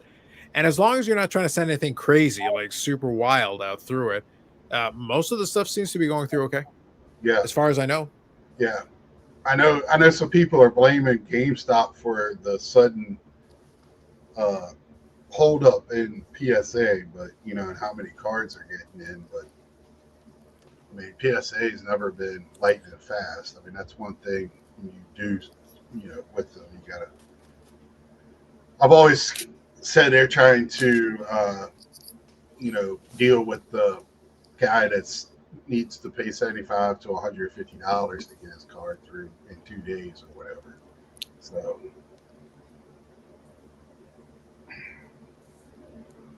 sorry. I like Eric's comment. You are still alive. Huh? How do you know this isn't AI, Eric? Yeah, we're in AI. How do you know? Hey, Eric, are you off now on Sunday nights? I don't know. Love to have you. Love to have you on here. I know a lot of times it's tough to get him on for national talk. I know he has some lot to say this year. It'd be great to have. Well, Scott, you have like don't you have like 6 months? Like isn't like the ocean cruise to the national, like we've got weeks and weeks and weeks and weeks and weeks and weeks. So Scott, jokes aside, I want to know seriously. Day games, nice, but I have a serious question.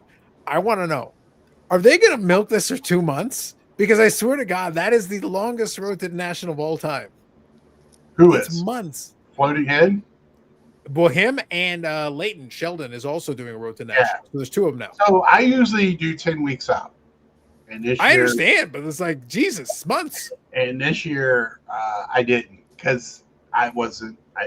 I just decided, and I was thinking about cutting back anyway because just the first when I started doing it, it was more exciting. It's still exciting, but now it's more. It's a vacation for me. Go hang out with friends, cards, food. It's everything that a young boy like me would love. Okay, so- for the record, Scott, hold on. Ed over here is going widespread issue talking about the ruination of Vintage Card. Hold on. Friggin' Ed is going to do this in the comments. That's a good topic. Get Wesker Griff on here. Get his ass on here. What the hell? He's got What's he the- doing? I don't know. No, why. you need to curse this man out in the You don't DMs. know how widespread the issue is, but time will tell. Imagine in 5-10 years, all the cards cropping with Scandalous. Yeah, we've already that the slab cleaning with chemicals. I've talked about it before. I work with chemicals is my job, and Mhm. they don't just go away. They're going to be there. There's going to be residual, and it's just a matter of time before you'll see it. It's just the way it is. My buddy Ryan Carmody, that's on here right now, that's one of my buddies I've worked with in Iowa. We have cards now. I got how many cards we got, Carms? 60, I think, right now at CGC. So yeah, if anybody's interested with CGC, just let me know. I guess I'm going to stick with them. My man Mike here, we've talked. I think I'm going to stick with them. Yeah, I am no longer a member. I like Right it. here Scott, with you got a ton of comments. Go for it, buddy. You got a ton of comments. Scott, you stay longer than an hour, more people have time to come on. Facts. COVID, Facts, Scott. Boda, Eddie, Ed hates vintage cards and vintage. Poor floating Yes. Ed, no one likes him. The poor guy had an expensive card and went to the bathroom. Then the person watching his table sold it for the pennies on the dollar. That's from Ty. Amazing. Ed can't join. I'm pretty sure he's AI, just like Mike O. I feel like the real Ed Wesker Griff died years ago. Yeah, but about that, Vinny, no one collects vintage anyways, especially sets. Per jet. Years, That's a true. penny will be worth 2 cents. Yeah. Rage bait, call back there. There. Yes. Carlos needs a CGC coaster. I like CGC, but they've screwed up a lot of things. Go on. Yeah, well, if CGC would have got it right at the beginning, it'd be different. But they just that first 2 years, they couldn't get out of their own way. I do non-sport with CGC because if I do end up selling it, at least it sells. I keep my sport. There's actually a lot of wrestling that's in CGC holders that actually is pretty decent. Right. Well, that's non-sport. Yeah, I agree. Yeah, it's facts. So Big Scott says wrestling's not a sport. I thought Kurt's Card Care was made of all natural avocado juice. Well, avocado juice has it's an actual acid. So Trump is going to stop making pennies and hold on to your pennies. Okay, Congratulations, Canada did that like 10 years ago. the Mets Or just longer. won. The Mets win. Nice. Well, that's a shame. But for AI Ed, did Soto do anything? That's the important part. I don't think he did. He beat one ball on the ground. I don't think he did much tonight. That's unfortunate. Soto broke Ed's heart. Ed now hates Soto as much as he hates vintage. So is Mike Fabian. I gotta say, Fabian, them two. Oh, and also Hitman. All three of them in our group chat. They broke my heart today, making fun of Soto. Mm-hmm. Ed just never wanted to believe it. It was always quite evident that Soto was always going to take the most money. It was pretty evident when the Nationals traded him years before free agency, but Ed just didn't want to believe it, and his little heart was broken. It's very sad because, like, let's be fair, Scott. Let's be truthful about this. As a man who has worked on contracts and things like that, you know what is one of the key factors in different contracts, like working over the years. I want more fucking money. Not only that, he wanted a suite for his family, and the Yankees wouldn't do it, and the Mets did it. So, I mean, Done. Family organization. Goddamn peasants, you pay up or move out. Done. you have to be athletic to be a wrestler, but wrestling is not a sport. But the thing is, so Scott, like, the funny thing is, I always used to have this conversation with folks. They'd be like, "It's like, oh, it's not real." It's like, I don't care. That's not the point. But it's like, it's a TV show. It is literally a TV show. Why are we having this discussion? I don't care. Real or not real, it's a TV show. Just call it a TV show. So, just real quick, everybody bear with me. Just real quick. They had an Angle angle the other night with the Wyatt Sick came back. What happened afterwards on all the socials is they show them all backstage hugging all the other wrestlers out of costume. You would have never saw that 10 years ago. I don't want to see it now. They're ruining wrestling by dropping the veil. I don't like it. Bring the veil back. But no, they didn't. Get out of here. Good Lord, Scott. Like, what age did you figure out that committing regular assaults that would get you arrested is not real? Like, it took 5 seconds. Get out of here. But still, I want the illusion. Give me the illusion. The illusion that people have supernatural magical powers. Yes. I want somebody to take a chair shot and be able to get back up again. I just, Bruno Sammartino reference. Damn. All right, Ray. Hey, Ray, I got a 101 Bruno Sammartino auto and a 105 knuckle card of Bruno Sammartino. Good old knuckle card. No, I can't stand Hogan, but I just love the old days of, you never saw a babyface ride in a car or they went in a separate entrance as the bad guys and all that. That's just, give me the illusion. That's all. Now they all, sing Kumbaya. They share all their stuff on the Instagrams and. Well, they also have a podcast. Let's be fair. Yeah, they have all of them have podcasts. Eric, you still collected Becky Lynch. Not a bad one to collect. Yeah, there's one guy. There's one guy who does a Patreon where he does a lot of articles. Who is a big Becky Lynch collector as well. Got a lot of the good stuff as well. I will say. Is he the one that puts the on Instagram that does the bounties for like certain cards? He'll list them and give out bounties. So there were two different folks. There was the guy who did the bounties, and then there's the other guy who doesn't outwardly show bounties. Yeah, Gelman. That's right. Eric's got it. Gelman is the one who collects a lot of the Becky Lynch stuff, but there was a different guy who did the bounties. The bounties were crazy though. Like, I was looking at those numbers, I'm like, holy shit. Goddamn. All right. I like that. Eric moving to Timeless Tony Storm. Classic. All right. I get it. I get it. She is fun to watch. Boy, did WWE mess that up. They didn't know how far her range was when it came. What do you mean? You're saying she went beyond having a pie to the face? That's more than that. Come on, that's like the height. I mean, I think she can change tomorrow and make it work. You know, like I just think, you know, her range as a character, she can do so anything. She's just one of those people. Yep. And she's decent in the ring. She's decent. Right now, basically, she's going with the current character. She actually scaled back some of the moves. Right. I appreciate the optimism, Eric, but right now it would be to be honest, I've watched enough WWE scanning through here and there recently. If I'm Tony Storm, I wouldn't get within 50,000 miles of WWE. I don't care how much money they offer. They just canceled. Don't waste your time. Don't waste your time. Did you hear that? They just canceled the show. Yeah, because they couldn't draw enough. Right. WWE is in a funny spot right now because they're making lots of money.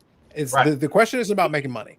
The reality is, but now if you notice, they're not bragging about sellouts anymore because they're not getting them, and they're also not. And they moved to Netflix, which has 100 million subscribers and all this stuff, and their ratings have actually declined. And then they're charging people more money for the tickets and producing a worse show. Yeah. Eric, there's wrestlers that have more fun and make good money in the indies. So I understand that WWE is the big show, but WWE is the big show.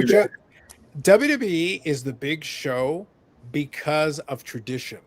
They're not the big show because of quality or what they've actually done. Right. They stopped doing the things that they did that got them to that position years ago, and they're just there as kind of the de facto. There's an audience. They could do Monday Night Raw and have 3 hours of test pattern, and there's a million people that would tune in to watch, and it would be test pattern. You're not seeing anything. There's nothing happening, which doesn't mean it's a good show. It actually is a terrible thing. It's a terrible show.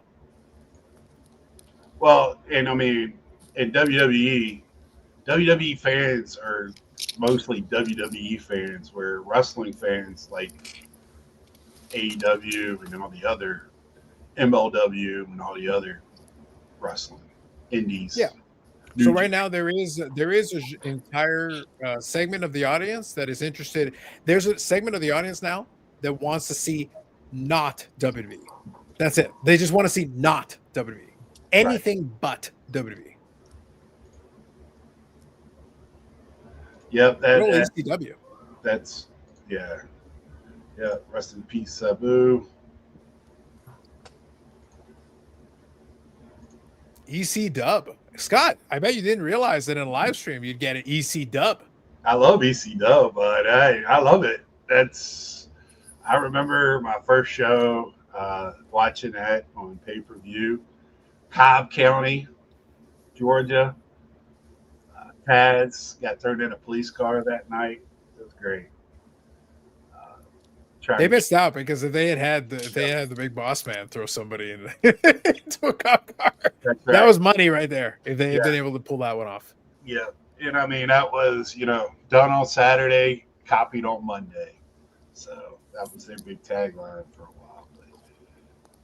But, I think I'm gonna circle it on in and call it a night. It's been fun catching up with everybody. Thank you, Carlos, for coming on, and Mike, making it fun. No thanks to Ed for abandoning us, hanging out in the chat and not getting on the screen. And I just want to say thank you to everybody that came on live tonight, and thank you to everybody who watches this later and coming back. Usually you're gone for a few weeks. You can be forgotten about very quickly in this world. And I really appreciate everybody. Emo Scott coming out for a minute. The many sides of Scott. The many sides of mankind. So I just, wanted to thank everybody. And please leave a like, subscribe if you haven't. And Thanks for watching again, and until next time, see ya. Peace.